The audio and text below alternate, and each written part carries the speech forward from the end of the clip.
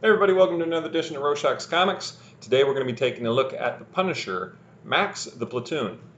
Now this story, it's about Frank Castle before he became the Punisher. It's his first command in Vietnam, which is 4th Platoon Kilo Company. And it's an interesting story.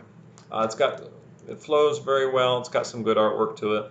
It was written by Garth Ennis. It was originally a 6-issue series printed in 2018 with the art by Gordon Parloff.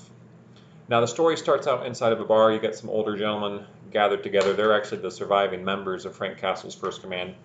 And they've been gathered there by a Michael Goodwin, who is doing research to write a book about Frank Castle before he became the man known as the Punisher. He's really just trying to get an idea as to who he was and the steps that led him to become what he is in the present day.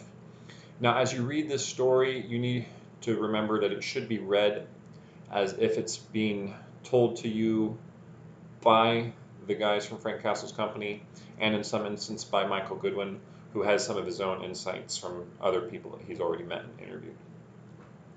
So they tell about how Frank Castle first arrived in Vietnam. He arrives at the outpost where he's met by Quartermaster Sergeant Donald, who is a semi-reoccurring character throughout the book. He also meets his staff sergeant, which is Sergeant Dryden, who shows him around, introduces him to everybody, and who tells them that, in the morning they're going out on a patrol, but since it's his first day there, they don't expect him to go with them until he's learned the ropes, as he has absolutely no combat experience yet.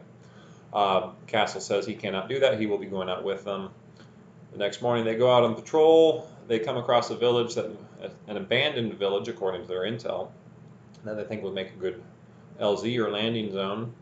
When Castle notices a flicker of light off something in the village. And not wanting to take any chances, he calls in an airstrike, which surprises his men and gains them a lot of respect with them, because most of their previous commanders would have just had them go in guns blazing, and several of them would have been killed. This way, none of them even have to fire a shot. They're all safe. The airstrike comes in, obliterates the village. They go and inspect and find out that he was right to make the call, as they found several bodies of enemy combatants. So then they cut to a scene of some of the enemy, where it's a Colonel Giap is chastising an assassin known as Sister Lee, and she actually led the patrol that was in that village that Castle destroyed. And she went out against orders. They don't delve a whole lot into it, what her backstory is.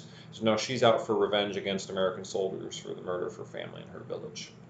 And she's continuously going off on her own and really irritating Colonel Giap, who seems to like her because he doesn't really do much about it except yell at her. But anyway, so as the story goes on, they go out on patrol. There's a battle. The Viet Cong attack their outpost afterwards. Castle's looking over some of their weapons, and they pick up some of the enemy AKs. He seems to like them better than the brand new M16s they've been issued, which at that point nobody liked them. He's talking to his staff sergeant about the possibility of getting the M14s back, and apparently they've all been traded in, and so Castle decides they're going to go make a trip. So he and his staff sergeant, they go see Quartermaster Donald and ask him if he's got any M14s laying around. He's like, they're in a warehouse somewhere. And they make a deal with him to supply him with AK-47s, as many as he needs, if he can get them M14s. And as they're about to leave, they've concluded their business, made the arrangement. Castle mentions something about heroin being brought in amongst the outposts, and Quartermaster Donald acts like he doesn't know anything about it, and to which Frank replies that just make sure it stays off my outpost.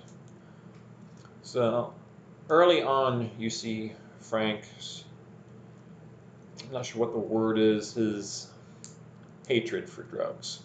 He knows what it can do to people, and he wants it as far away from his outpost as possible so he can keep his guys fresh and on their toes and at their best. And really, throughout the story, you do see that he wants the best for his men.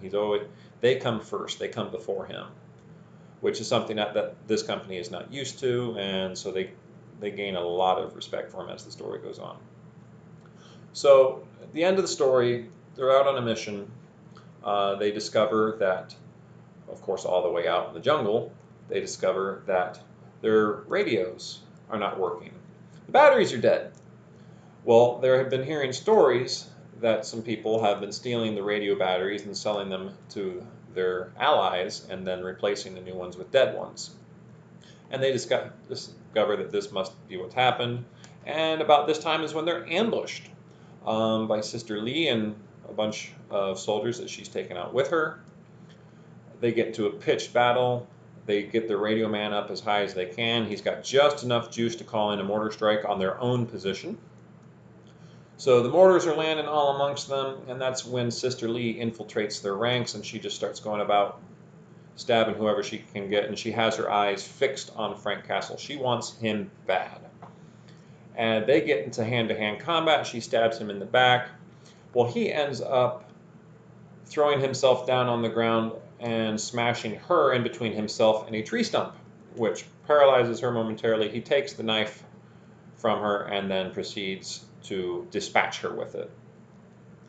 The story ends. Kilo Company is allowed to return home. Their tour is over. Of course, Frank stays on to be assigned to a new unit to lead. And it was really a good read. If you have a chance to pick it up, I highly recommend it.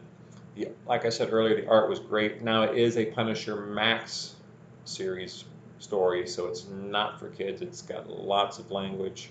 There's going to be a lot of adult images in it. Not so much nudity that I remember, just mainly blood and guts and killing. So if you get a chance to read it, like I said, I highly recommend it. I hope you enjoyed this video. Please remember to hit like and subscribe for more of our stuff. Remember to hit the bell so you get a notification when our next video comes out. Let us know also in the comments what kind of videos you'd like us to see or like us to do in the future. Have a good day. Bye.